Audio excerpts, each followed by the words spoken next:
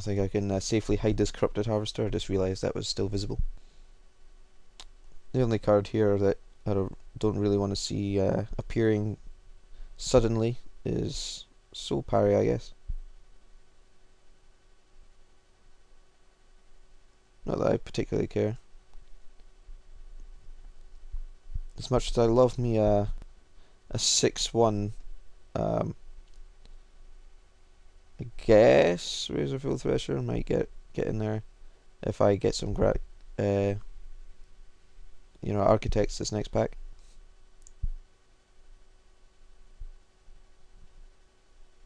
Oh hey, steady progress.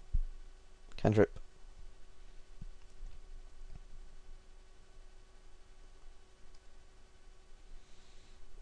So having a quick look at my deck just now, it's not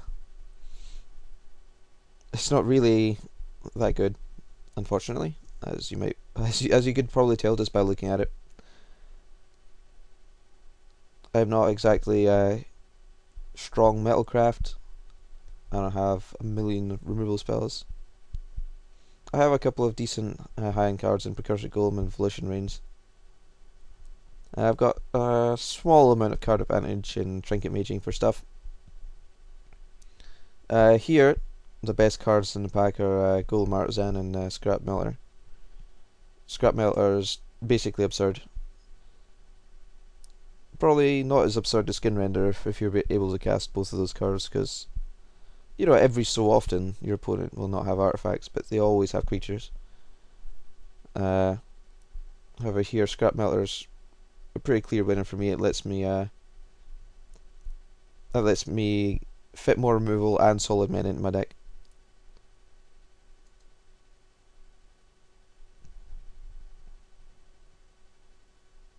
Let's see.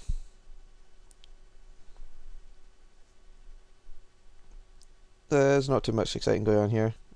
It's a Bloodshot Trainee, which, while I could have had 2 Heartstokers earlier, I still don't think I would want to bleed Trainee with only 2 Heartstokers, since the odds of it just being a 4 mana 2/3 is pretty high. I could take a Flight Spellbomb again to give me another 1-drop. There's a Kadoltha Rebirth. I don't have enough Spellbombs for that yet, I don't think. I could take Mirror Galvanizer just for another guy. Guess there's Grind Clock for the control deck mirror match.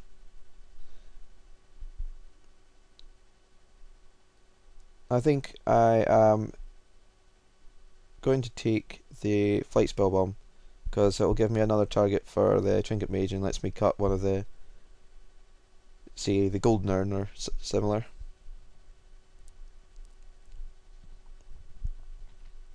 Well, despite not being poisoned, Necropede is a really good 2-drop to have. Much like Perilous Mirror, it's really hard for your opponent to remove it without either getting straight up 2 for 1 or losing one guy and making one of the other guys much less effective. And while I could take the Horizon Spellbomb, I'm always happy to have Necropede in my deck.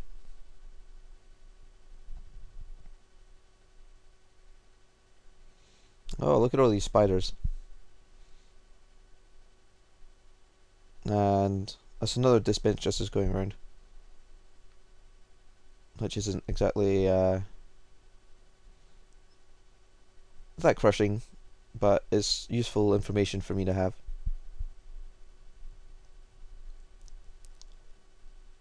My options here basically come down to Wall of Tangle card or Strider Harness, assuming I don't want to randomly splash a Carapace Forger or Dispense, which I don't think I do. I don't have a whole lot I want to tool up with Strider Harness. The Wall of Tangle card will help me defend against all sorts of ground-based attacking decks. Yeah, this isn't very exciting either. York Invisimancer's alright, but unfortunately I don't really have any Darksteel Axes or even Life Staffs to tutor up with Trinket Mage. This quite good at aggressively forcing some damage in, but it doesn't look like I'm going to be very aggressive. Like, I'm not going to be Cavaliering anyone, for example. Mir Reservoir only gets me back Perilous Mir and Silver Mir.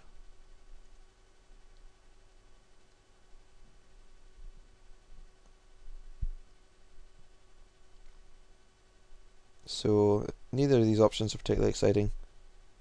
I'm going to take Invisimancer just because it will give me a way to win. Of course, if I randomly take another 3 mirror in a row here, which, good start, I might regret passing the reservoir, but maybe not. I have enough ways to mess around with mana late game anyway.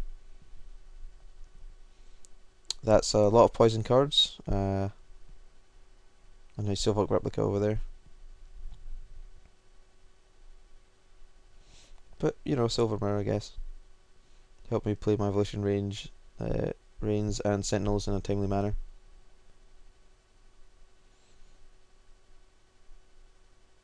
Nothing here I really want. I'm gonna hate draft this Blight Mama, so take that Poison Nick.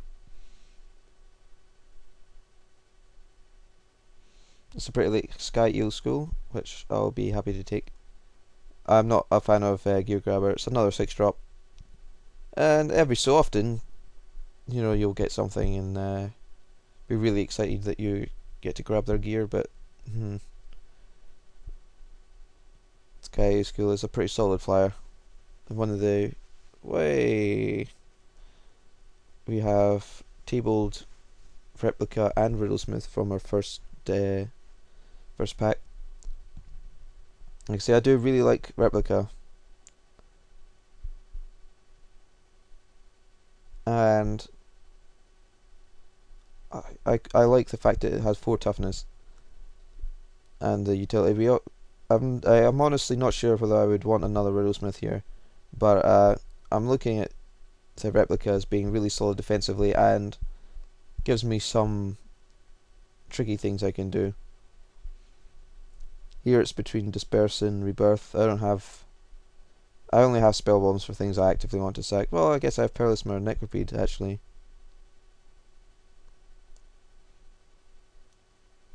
I think, still, however, I'm going to take Disperse, since I can save my guys with it and randomly reuse Scrap Melter or Sky Eel School or Volition Range if something terrible is about to happen to them. Nothing here I'm going to be taking, so take the card with the silver symbol is how it's done. These are pretty late. I guess no one's really going for the green based Fat Monsters deck. I guess I'll take this since it's cheaper, but DRXs are pretty solid in this format. If you're unthemed, there's not too much better you can do than a 6/5 non-artifact guy.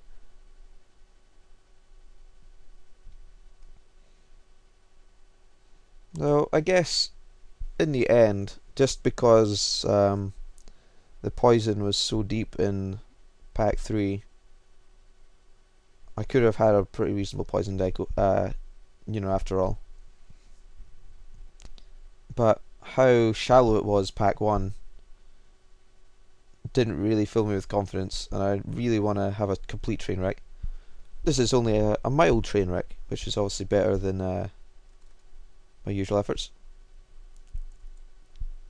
So I'm going to start off with the cards I definitely want to put in the deck, and feel it would be a crime not to put them in.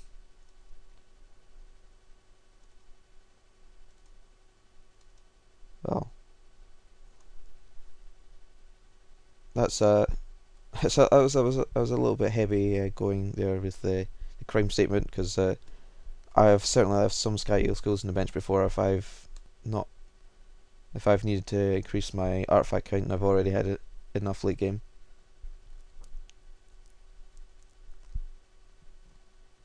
But cards I definitely feel are solid enough that I'm not going to be cutting them anytime soon.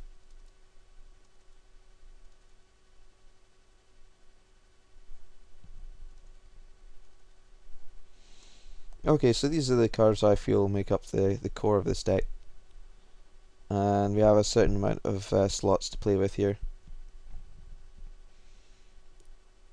So let's move all these cards out of the way.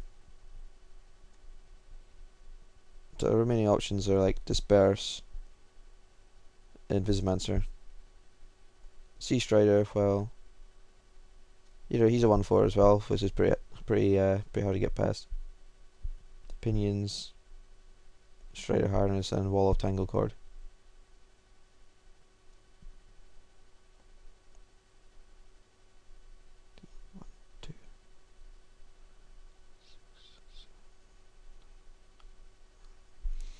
Well, we only have 11 artifacts at this point, which doesn't really make me feel very comfortable about Sertark.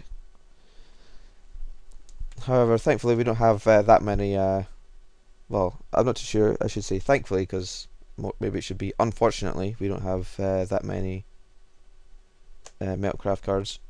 But it's always nice to be able to turn on like Blast and Sertark reliably.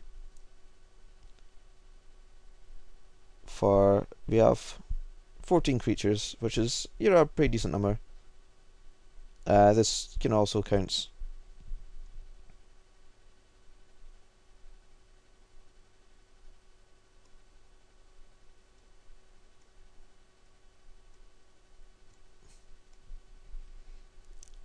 There's not that many that I would be too excited to tool up with Strider Harness, but it makes some of my guys mildly better and lets things like Sky Eel School win the 3/3 flyer mirror match.